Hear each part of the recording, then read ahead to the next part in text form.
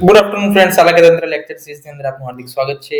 Next topic છે નાસા ના, નાસા પ્રતિના. નાસા એટલે નક, આના એટલે શું? Distension of the abdomen in the general manner.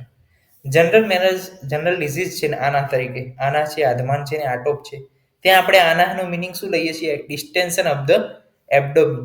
પરંતુ અહીંયા આના એટલે શું છે? ડિસ્ટેન્શન થયું છે, પણ શેનું?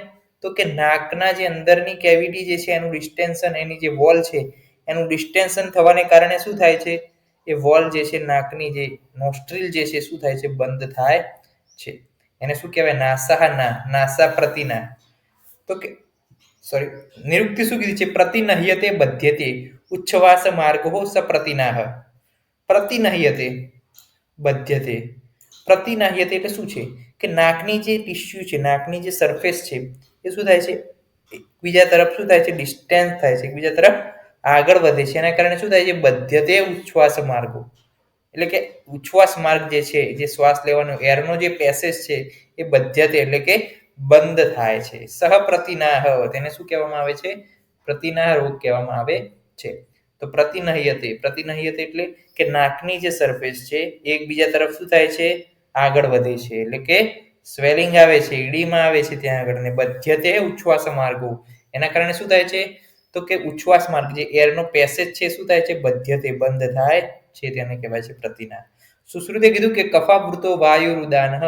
ઉદાન વાયુ જે છે એ કફથી આવૃત થાય છે ત્યારે યદા સ્વમાર્ગે વિગુણ સ્થિત સ્યાદ, અને જ્યારે પોતાના માર્ગથી વિગુણ થઈ આ ઉદાન વાયુ બીજે સ્થિર થાય, ગ્રહણ વૃણોતિ વૈ તદા સ રોગ નાસા પ્રતિનાહ ઇતિ પ્રતિષ્ઠ. ત્યારે શું થાય છે? તો કે ત્યારે નાકનો જે માર્ગ છે એ માર્ગની જે સરફેસ છે તેનું ડિસ્ટેન્શન થાય છે, અને તે શું કરે છે? જે એર પેસેજ હોય છે એને બંધ કરવાનું કાર્ય કરે છે, અને એ જ રોગને નાસા પ્રતિનાહ તરીકે ઓળખવામાં આવે છે. તો શું થાય છે? ઉદાન વાયુ કફ દ્વારા આવૃત થયો અને દૂષિત થઈ પોતાના સ્ત્રોતથી વિગુણ થઈ નાસાભાગનું શું કરે? ડિસ્ટેન્શન, શ્વાસોશ્વાસમાં શું થાય? અવરોધ થાય, અને એને શું કીધો? નાસા પ્રતિનાહ કીધો. ચિકિત્સા શું કરવાની? તો અહીંયા વાતનું ઇન્વોલ્વમેન્ટ છે અને કફનું ઇન્વોલ્વમેન્ટ છે.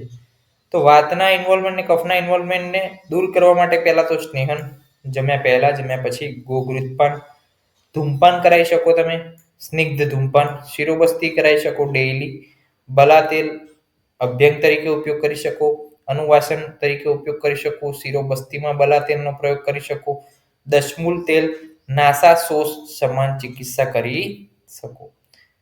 નાસા શોષ કે જે વાતનો ડિસઓર્ડર છે, વાતના પ્રકોપના કારણે જે ડિસઓર્ડર થાય છે એ સમાન જે ચિકિત્સા કરી શકો એવું વાઘભટ્ટે કીધેલું છે.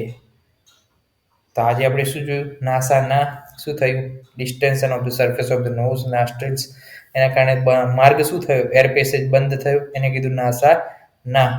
કોના કારણે થયો? તો કે ઉદાન વાયુ જે છે કફ દ્વારા આવૃત થયો એના કારણે થયું. ચિકિત્સાની અંદર સ્નેહન છે, ધૂમપાન છે, શિરોબસ્તી છે, બલાતેલનો અભ્યંગ અનુવાસન બસ્તી તરીકે, શિરોબસ્તી તરીકે ઉપયોગ કર્યો, અને નાસા શોષ સમાન ચિકિત્સા વાઘભટ્ટે બતાવી છે. થેન્ક યુ સો મચ દોસ્તો. જય હિન્દ, જય આયુર્વેદ, જય ધન્યવાદ.